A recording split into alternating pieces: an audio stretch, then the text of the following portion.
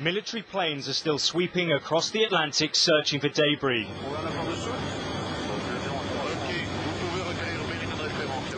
The Brazilian Air Force has found pieces of the aircraft, including what they believe are passenger seats.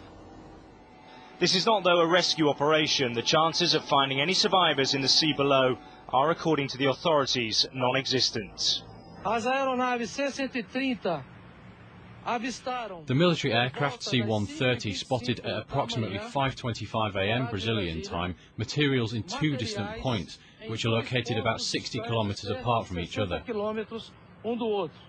In this area are an airplane seat, small white pieces, an orange floating device and a drum, as well as traces of oil and kerosene.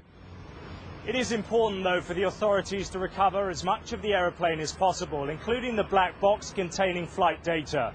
Without it, it will be extremely difficult for Air France and accident investigators to understand why Flight 447 failed to reach its destination here at Charles de Gaulle Airport. The search is focusing on a zone 400 miles off Brazil's northeastern coast. This is where the plane sent its last warning signal and debris has been spotted. The area where the plane is thought to have crashed has been narrowed to a few nautical square miles of the Atlantic between Brazil and the African coast. A multinational team has been deployed. Recovery workers are using aircraft fitted with equipment to detect the plane's flight recorder. Other planes are using radar and infrared, which can detect bodies in the water.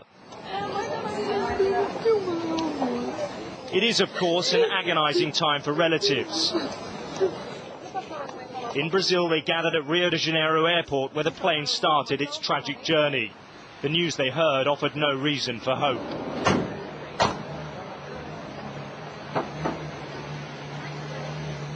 In France, families are also straining under the enormity of their grief. They're being counselled by a team of psychologists at this hotel near Charles de Gaulle Airport. This tragedy made worse because their loved ones are still missing.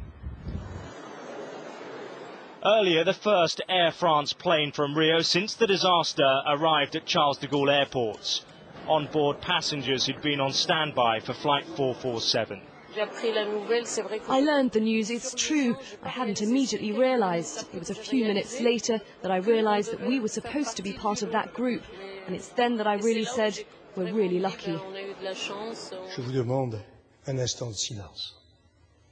In the French National Assembly, they've been remembering the missing. They paid their respects with 2 minutes silence.